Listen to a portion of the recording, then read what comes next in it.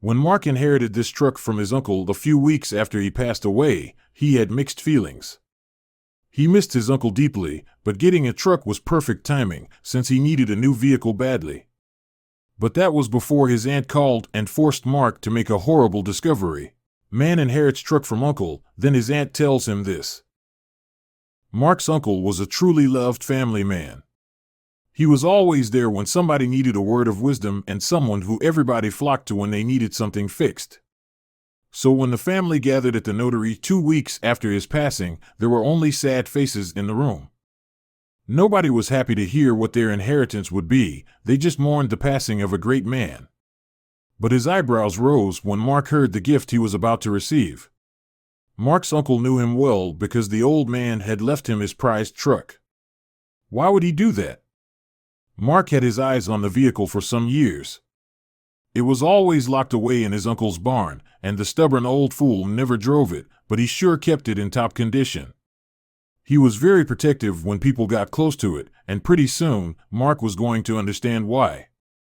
Mark wasn't going to linger on the past, though, because this truck was an inheritance he could use very well. Mark was a carpenter, and his old van was on the brink of breaking down. Having a transport vehicle as a freelance carpenter was vital, so the timing couldn't have been more perfect. After the inheritance, Mark drove to his uncle's house with his aunt. The woman was sad that her husband was gone, but she was glad that pieces of his life were being passed down to his family.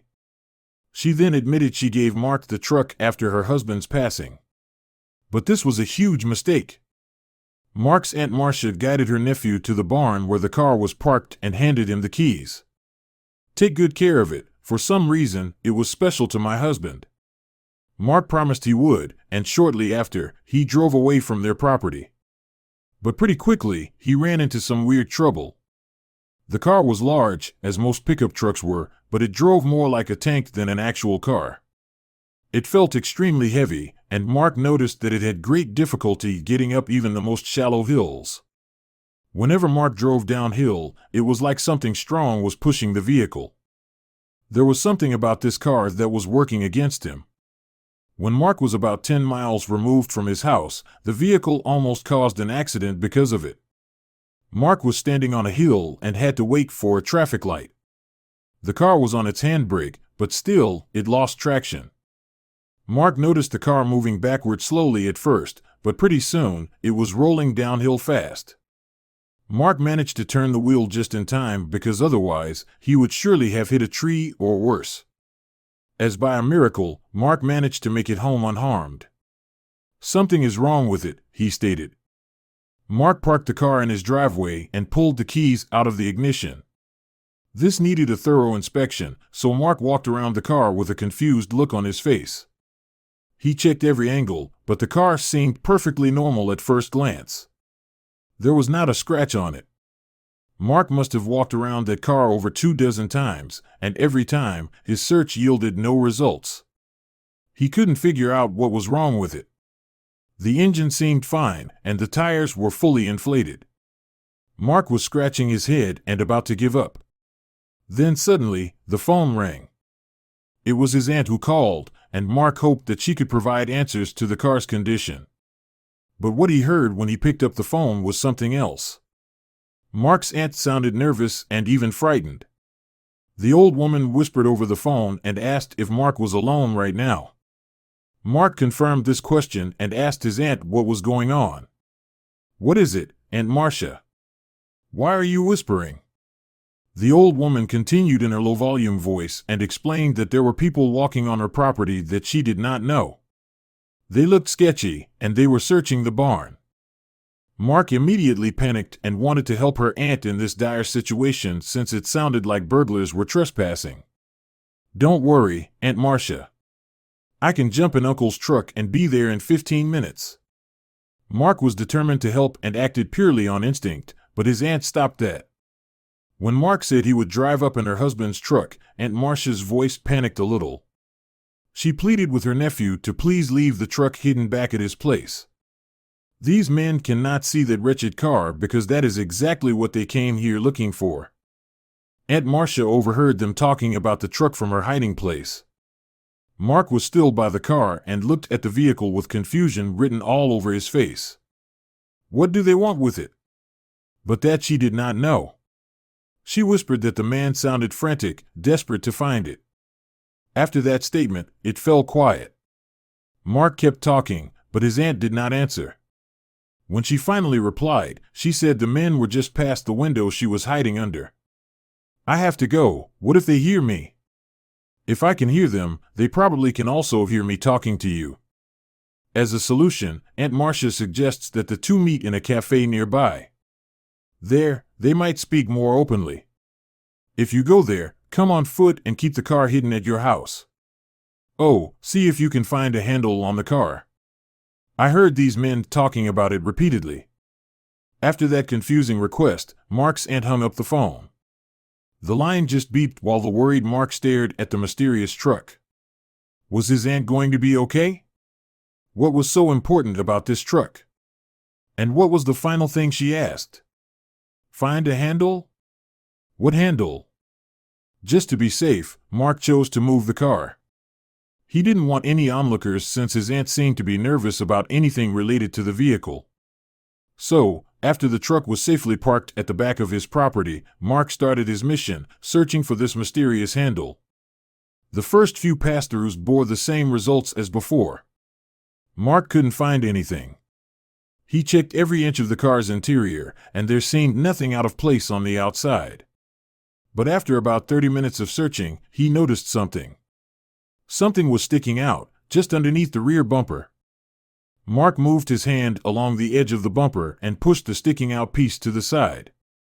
And that's when it happened. To Mark's surprise, the entire backloading area of the truck came loose.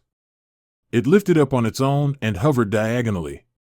Mark squinted his eyes and peeked at the now open space. The curious young man let out a long and confused breath. What the hell is that? Mark's eyes widened as he lifted the truck's rear bed more. There was a lot of stuff hidden underneath this truck bed's metal exterior that wasn't supposed to be there. But what was it? Mark slowly reached out. There seemed to be hundreds of boxes hidden beneath the exterior of this truck. Mark pulled one out and saw that it was one of those old matchboxes, you know, the very long ones used for lighting fireplaces. That seems dangerous, Mark spoke out loud. But that was before he opened one. The boxes looked old, like they had been underneath the bed of this pickup truck for at least 20 years. And when Mark checked the expiration date on one of the matchboxes, his suspicion was confirmed. Eventually, he decided to open one, and that's when his face turned pale instantly. The outside of these boxes might have suggested that sulfur-tipped lighting sticks were inside, but the inside of the boxes proved to house something completely different. Inside the cardboard container was another box, but this one looked much more fancy. And once Mark opened that one, he saw diamonds everywhere. Mark couldn't believe it. Why were these under the truck bed of this car? The confused man reached out and grabbed multiple matchboxes this time. With every box Mark opened, his jaw dropped a little further. Multiple pricey-looking gems and high-end jewelry were found inside, which freaked Mark out like crazy. Mark got extremely nervous, extremely quickly. He felt like he was getting involved in some shady underground business, one that he would rather not be part of. But there was one problem. If he backed off, his aunt might be the one in danger. Mark nervously put the boxes back in the truck bed. What now? Eventually, Mark decided to listen to his aunt's request. He waited for a while so he could arrive at the cafe on foot at the agreed-upon time. After 40 minutes of waiting, it was time.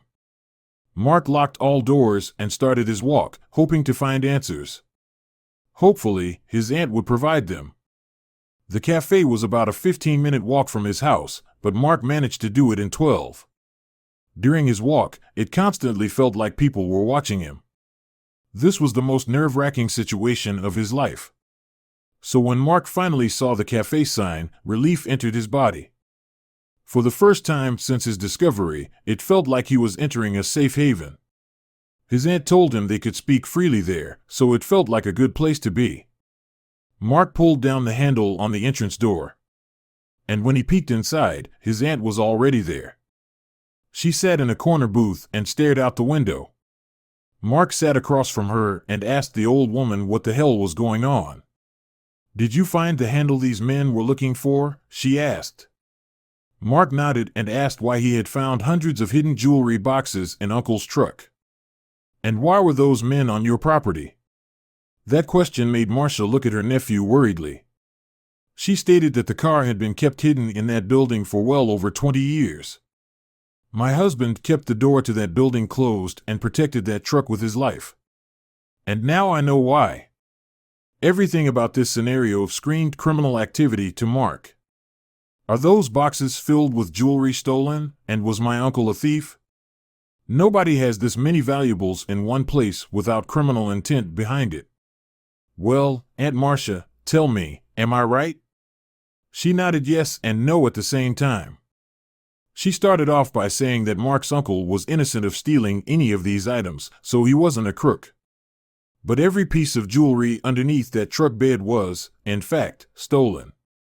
And the people on her property today were the actual thieves who made this heist over 20 years ago. Mark was confused. His aunt did not seem to know anything about these men except the fact that they were trespassing on her property before. And now all of a sudden she seemed to know their entire history. He took over her monologue and asked his aunt how she came by all this information. Aunt Marsha replied, "You're right, Mark. I did not know these men before, nor did I know my husband's involvement in their business. I only overheard them looking for the car, and I knew that my husband was very protective of it. But when they left, I started searching for answers. I searched the house and tried to find anything that could help me understand the situation that had just occurred. That's when I found my husband's old journal.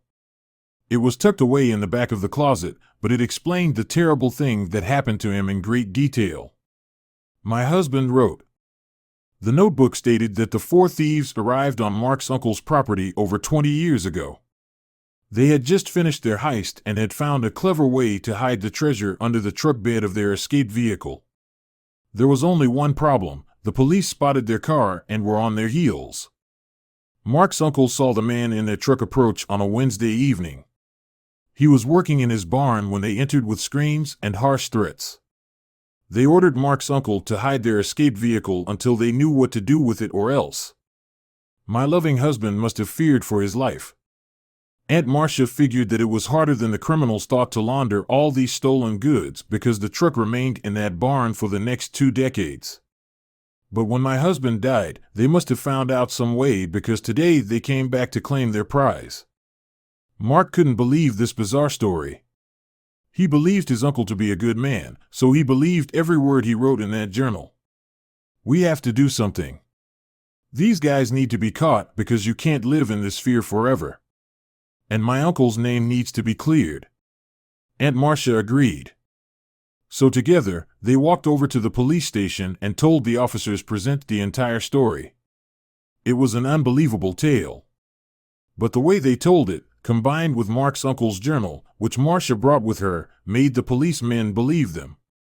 "We have to figure out a plan to catch these bastards." After that mission statement, the policemen stepped out of the room for a quick brainstorm. When they came back, they had a plan of attack. "But I'm sorry, you two are not going to like it because we need your help to get it done." Mark and Maria looked at the officer with confused looks. They both had a role in catching these guys. Mark was going to be the bait. He was ordered to drive the car around town as much as possible for the next few days so the criminals would spot it and eventually follow. Marsha needed to open up her home to the truck once more. At the end of each day, Mark needed to park the car back in his uncle's barn so the criminals would have a place to eventually get caught. Both aunt and nephew were nervous to participate, but they knew it was the best chance they got. So Mark and Marsha agreed, "Let's get started." Over the next few days, Mark drove around town with the getaway car. He made sure to drive slowly so everyone could see him. And at the end of each day, he would bring the car back to the barn, where he would wait along with a police squad. It took 3 days, but then the criminals entered Marsha's property like they did days before and headed to the barn. This time, the truck was in there, and Mark could hear the relief in their voices. But that wasn't all that was in there. Over 10 policemen jumped out from hiding places and managed to arrest the thieves. After well over 20 years, justice was done. Marsha could finally resume her life without living in fear, and the dark shadow that hovered over her husband's name was finally lifted. Of course, Mark got to keep the truck, but this time, it wasn't weighted down by 300 boxes and criminal intent.